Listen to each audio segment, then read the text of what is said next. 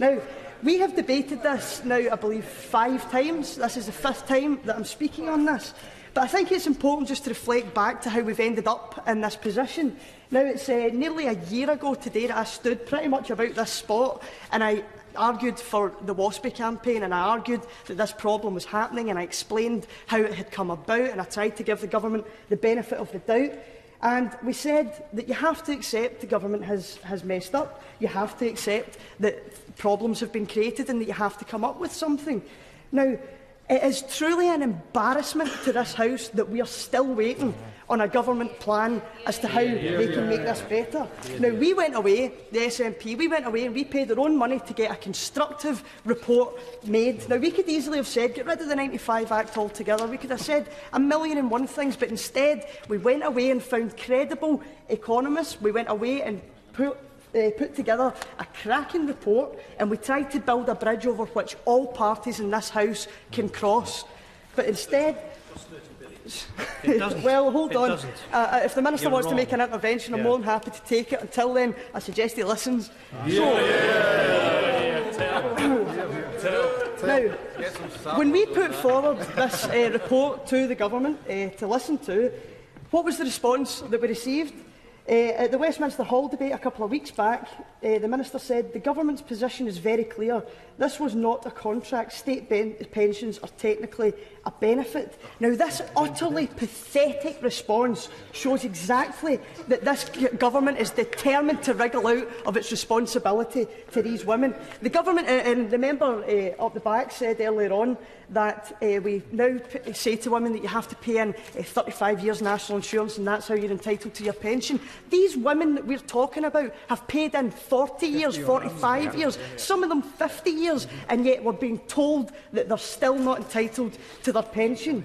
Now, the government are refusing to pay women what they are owed, and I'm sure that is something that the 2.6 million women will remember the next time they find themselves standing at a ballot box in an election. And the honourable member for Weaver Vale said earlier on that Germany put forward these changes in 2009, so what's the problem with us doing it in 2011?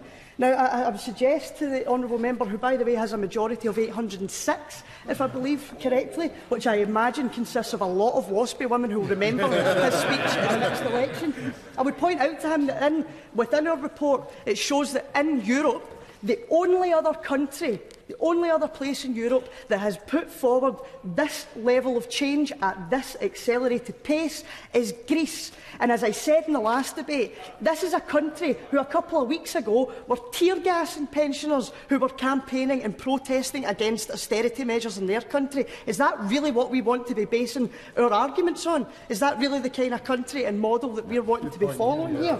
Now, this has been said 1,000,001 times in this debate, and I've been biting my tongue the whole way through it, but the incredible hypocrisy and lack of knowledge on these benches, and I was going to say on the Conservative benches, but now unfortunately I have to add the Shadow Minister of Labour to this as well.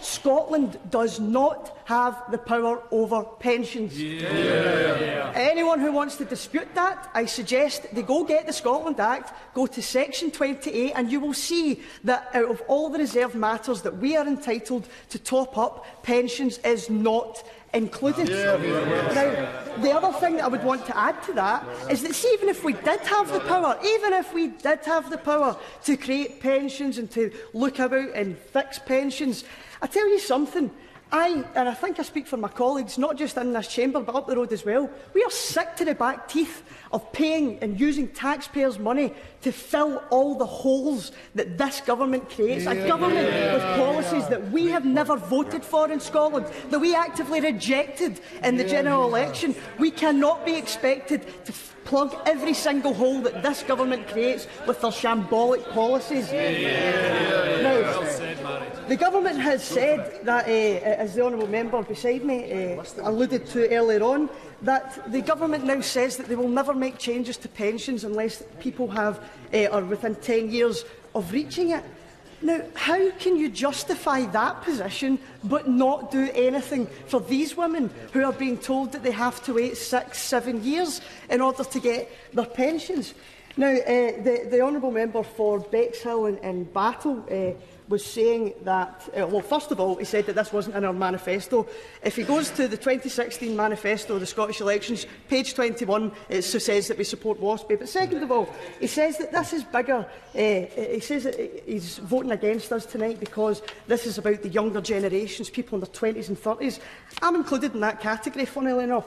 And I have to say that this is bigger than just the WASPI generation, because I want to know that when I'm paying national insurance and throughout my working lifetime, that I'm not going to be shafted at the last hurdle, that I'm not going to be told at the last minute that the goalposts are moving. This is bigger. This is about the government setting a precedent that pensions can change, be all, end all, anywhere, at any time, and that is not a healthy position for any government to have. Now, this is actually an issue that's bigger than WASPI altogether, because the justification for this change is that we don't have enough money. This is about austerity. But the thing is that austerity is so... it is women that suffer under austerity. That's what the reality is. No matter whether it be pensioners, whether it be single mothers, whether it be young women, it is always women that bear the brunt of this austerity. On that point, briefly. Yes. On affordability, is it not the case that government can look at revisiting the 20 billion of tax giveaways in the last budget, 8.5 billion corporation tax, 5.5 billion capital gains and inheritance tax, higher tax threshold relief? That government can revisit things in this forthcoming spring budget. I think the honourable member has made the point very eloquently there.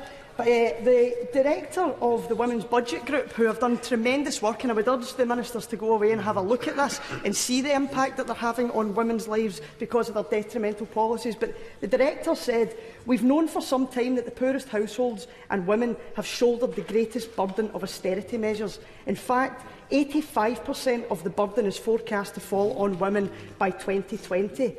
These women are not unfortunate casualties. They are not people who just happen to get unlucky. This government cannot claim ignorance. They cannot plead innocence and not having any idea of the impact that they're about to have on people's lives. These women, for whatever reason, are suffering under Conservative policies for no other crime than the fact that they are female and they are poor. That is the reality of what this government is doing." Now, the legacy that this government is putting forward is absolutely shambolic, and no amount of sympathy from honourable members, no amount of flowery words is going to pay bills for people. It's not going to move things forward. It's not going to make sure that your citizens are living a good, high-quality standard of life. Now, the idea that this £8 billion spread across 5 years that our report brings forward is the idea that it's not affordable is an absolute joke. The National Insurance Fund, as we have said multiple times, is going to be sitting at a surplus of £30 billion. Now, when that figure is disputed by the benches opposite, it's worth pointing out that this is going by the government's own actuary department. These are government figures. Now, in every one of these debates, just to finish up, I have said every time that politics is about choice, and I've lambasted the government for choosing to bomb Syria instead of paying pensions. I've lambasted them for spending billions on Trident. I've had a go at them for doing up this Palace of Westminster for £7 billion, which, funnily enough, we can afford. And I understand that sometimes that can get quite dull, you know, when politicians repeat things again and again, but we've now got a new one. We can now also afford to pay up for the Queen's House.